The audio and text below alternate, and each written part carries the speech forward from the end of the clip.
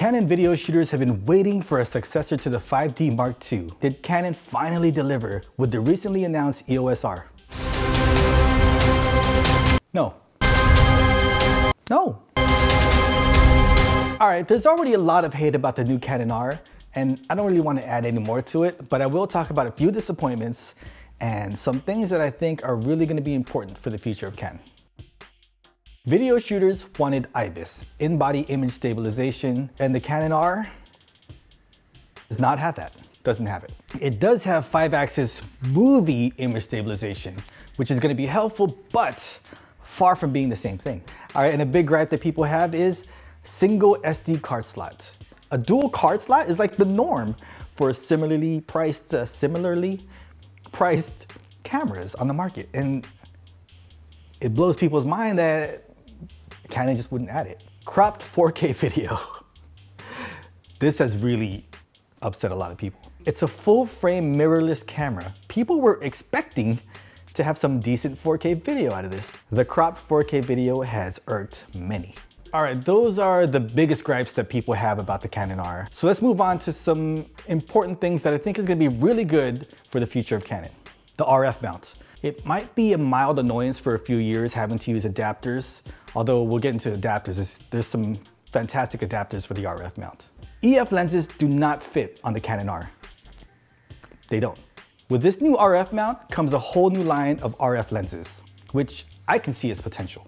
These aren't just your old lenses with a new mount added to the back of it. These new RF lenses seem to have been built from the ground up. With the large 54mm diameter of the RF mount and the short back focus, on a mirrorless sensor, Canon was able to get down to a 20mm flange distance.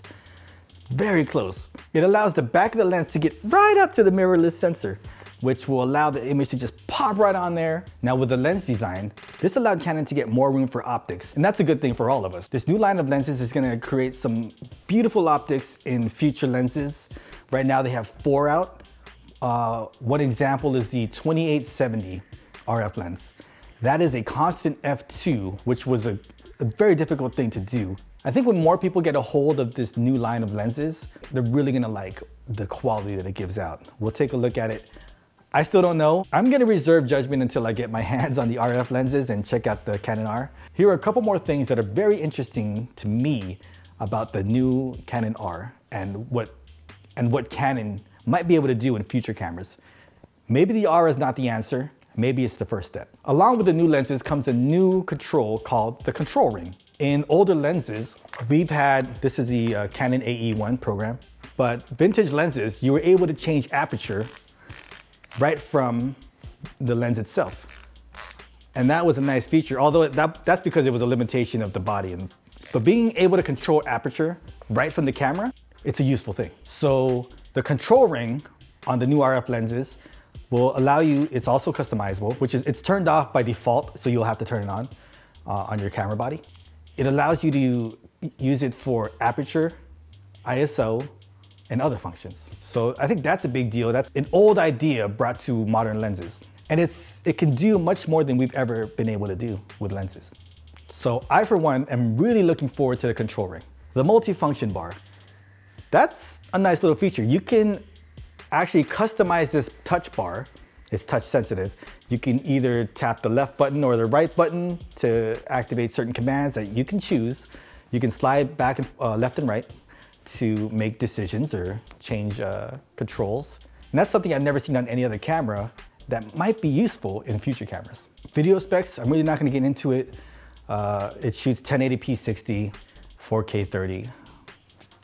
If you shoot at 720p, you get like 120 frames per second, but no one's, I don't know. I don't find that much useful. I think 720p is outdated. And it shoots an 8-bit Rec 709 space, but they said it's possible to shoot at a 10-bit. They do have what's called an HDR video shooting mode, which might be useful for some people, which basically is what you think. It's high dynamic range for video.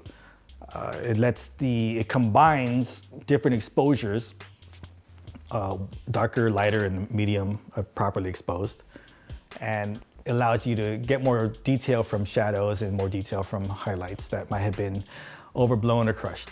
It is using the Digic 8 processor, which is the same as the 5D Mark IV. There's also some cool focus guides for manual focus. So take a look at this focus guide. when you turn it, so while you're focusing, it can actually sense and predict when something's gonna be in focus, and that's thanks to the autofocus sensors itself. But it allows you to fine tune it. So once you get to that perfect focus, the focus guide will show you when you're there. The Touch AF allows you to keep your eye.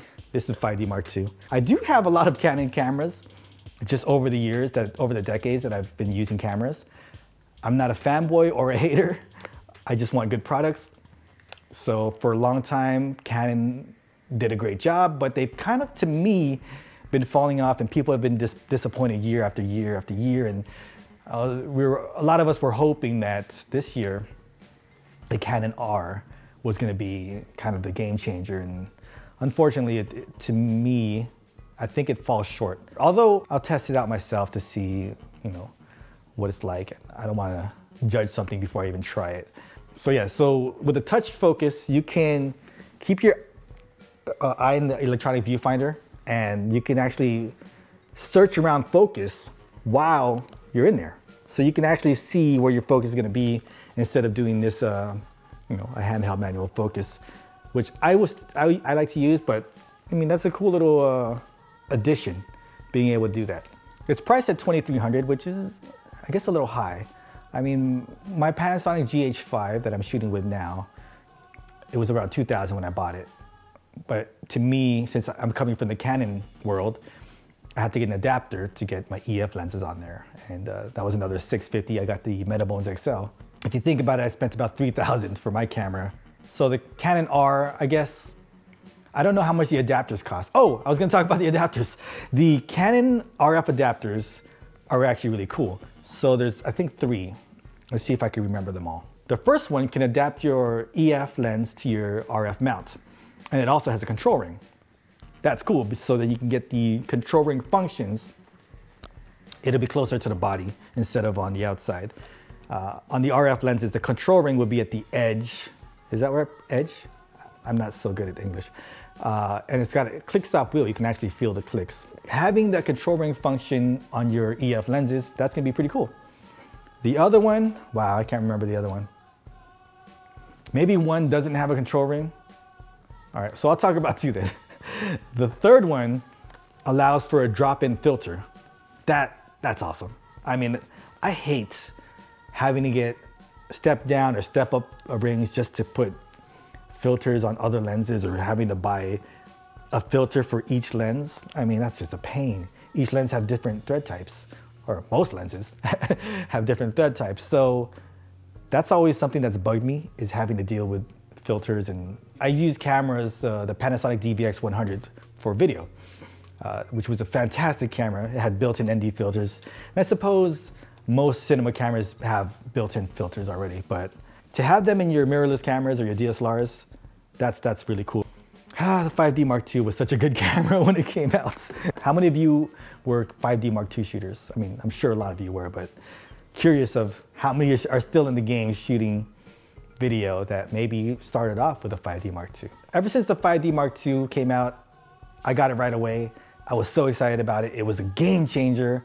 And year after year, I've been hoping for maybe an upgrade or another camera to get after the 5D Mark II. I actually hung on to this I stopped using it as my primary camera just last year when I got the Panasonic GH5. So I made a lot of use out of that camera. I'm really happy with the GH5. I think for its price point, it packs a lot. It can do a lot. And I started off shooting video with a Panasonic, so DVX100 is basically me coming back to Panasonic. So right now, Canon and we're on a break until they have something that I really want. And with a new RF mount, I'm pretty sure, can I guarantee it? Canon is gonna come up with something amazing. So if you like this video, let me know. Please subscribe. I'm brand new to YouTube. Basically, I mean, I started my account in 2006, but I just started a few months ago, and I have about 52 subscribers. So yeah, subscribe. See you next time. Thanks for hanging out. Peace.